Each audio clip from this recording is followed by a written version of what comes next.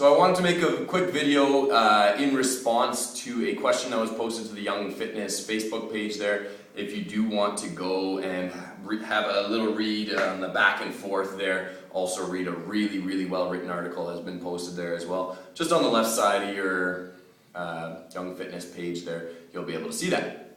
So I'll get right into it. Question being, is cardiovascular work and fat loss work in direct opposition of strength gaining, muscle gaining, and power gaining, which I will start off by saying are three very different things, but I'm going to kind of clump them together for the sake of this video here.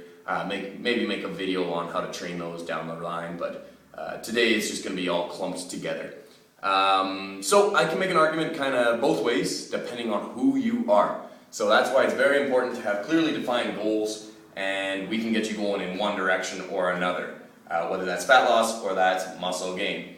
So the first thing we'd get into would be the muscle fiber types. I'm not trying to bore you, I'm not trying to give you a kinesiology degree today, but it's important that the average person knows this if they're working out and trying to get towards a specific goal. So our fiber types, we got three of them.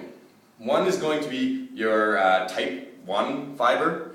That's going to be your slow twitch muscle fibers. The ones that you are recruiting the most when you're going on a 5K, 10K run, anything long endurance-wise.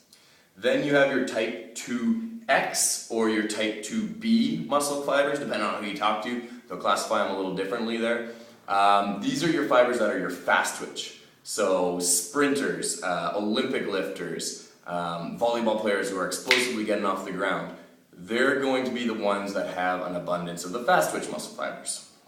And then we have a third muscle fiber there called your type 2A muscle fibers, and those are the ones that are somewhere in the middle, and they're kind of the most predisposed to go one direction or the other.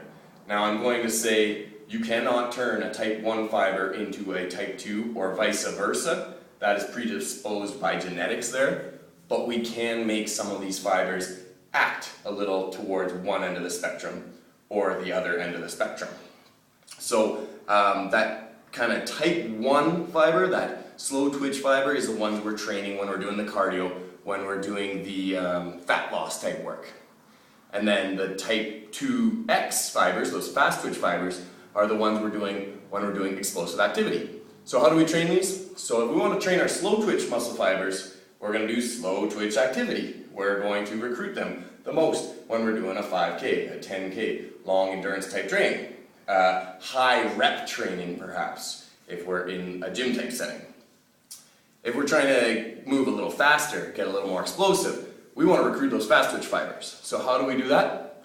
We do explosive activity. So this would be like, we don't send Usain Bolt on that same 5K, 10K run. He's trying to get faster, he's trying to get more explosive. The only way we do that is by training more explosive or faster than we did the day before. So it's very important that we are making sure our training is directed towards one direction or the other. Now, this is also going to be in contrast with our calories if, say, we're on the fat side of things. The fat loss side of things, sorry. The calories. So if we are trying to lose fat, if we're doing those long distance runs on a treadmill or whatever, high intensity interval training even, we need to be in calorie deficit to lose fat. We want to be in about 500 calories deficit from food per day. And then maybe you get another 500 deficit from your workout per day. So you're going to be in about 1,000 calorie deficit per day if we're trying to lose fat. That is in direct opposition of trying to gain muscle or explosiveness. So for these things to occur, we need to be in calorie surplus. So the exact opposite, we want to be in 500 calories surplus. Really, it is not energy efficient for our body to build muscle. It doesn't want to build muscle. It's not energy efficient. There has to be a surplus there for the body to go, hey, you just beat me up in the gym, and now there's enough extra nutrients and enough nutrient-dense food around that I can start packing on some muscle. That's the only way your body wants to pack on muscle.